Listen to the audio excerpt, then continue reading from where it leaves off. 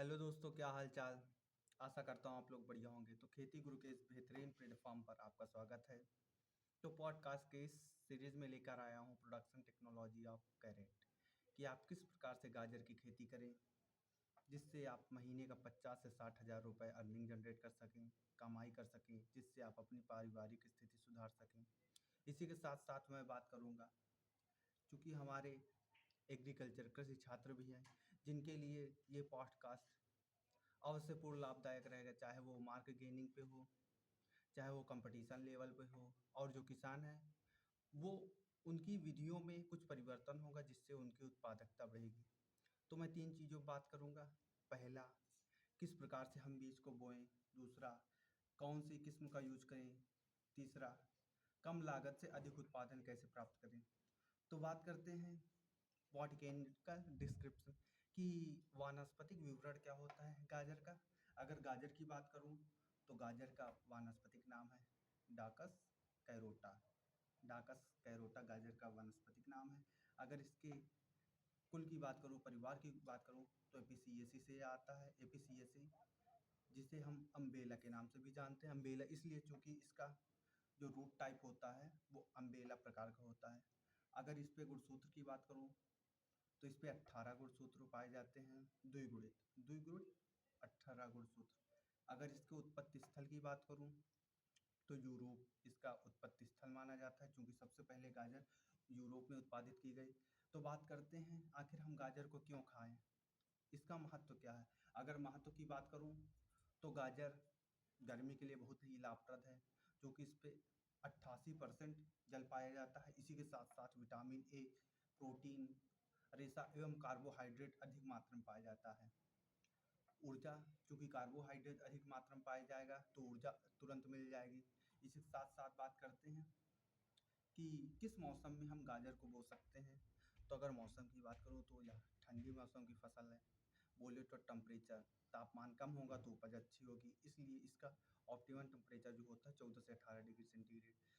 14 से 18 degree centigrade पे अगर आप गाजर की खेती कर रहे हैं तो आप कम लागत में अधिक उत्पादन प्राप्त करेंगे, क्योंकि यह तापमान पौधे की अनुकूलन स्थिति को बनाए रखता है। इसी के साथ साथ बात करूँ मिट्टी कि भाई तापमान तो हमने जान लिया, लेकिन मिट्टी किस प्रकार से होनी चाहिए। अगर मिट्टी की बात करूँ तो सैंडी लोमी, आप बलुई मिट्टी पे उत्पादन कर सकते हैं। बलुई मिट्टी में उत्पादन करने के 2 फ़ायदे हैं। पहला फ़ायदा, ज़्यादा खाद नहीं लगे, उर्वरक नहीं लगेगा, चूँकि नदी किनारे जितना भी भाग होता है उस पे बलुई मिट्टी होती। दूसरा, सिंचाई ज़्यादा नहीं लगेगी, चूँकि वाटर लेवल ज़्यादा होता है इसलिए ह्यूमिडिटी बनी रहती है, जो जड़ से जल को अवशोषित करती है।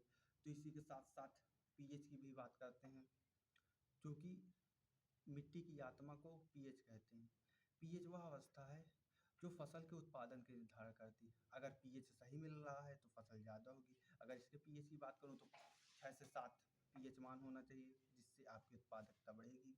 तो इसी के साथ साथ बात करता हूँ, सॉइल भी पता चल गई, मिट्टी भी पता चल गई, लेकिन खेत को किस प्रकार से बनाना है और उस पे क्या-क्या करना है, इसकी बात करते हैं। तो आप खेत को 3 से 4 बार जोतें। जोतने का यही आशय है कि मिट्टी भुरभुरी होनी चाहिए, कंकड़ युक्त ना हो। कंकड़ होगी, उत्पादन घट जाएगा। इसी के साथ-साथ बात करो न्यूट्रिशन या खाद प्रबंधन कि आप किस प्रकार से कम खाद देकर अधिक लाभ प्राप्त कर सकते हैं। तो आप गोबर की खाद 25 से 30 टन प्रति हेक्टेयर की दर से डाल सकते हैं। इसी के साथ-साथ आप एनपीके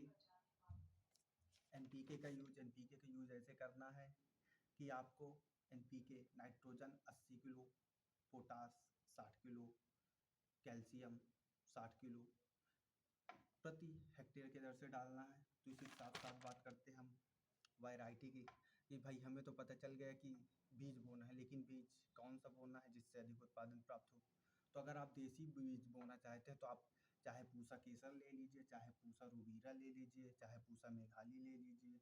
इसी के साथ-साथ अगर हाइब्रिड की बात करूँ, चूँकि हाइब्रिड में रोग प्रतिरोधक क्षमता भी ज़्यादा होती है, उत्पादन शक्ति भी ज़्यादा होती है, तो हाइब्रिड में पूसा नयन ज्योति पूसा नयन ज्योति वह किस्म है जिसमें रोग प्रतिरोधक क्षमता भी बढ़ता है, खाद भी ज़्यादा नहीं लगती।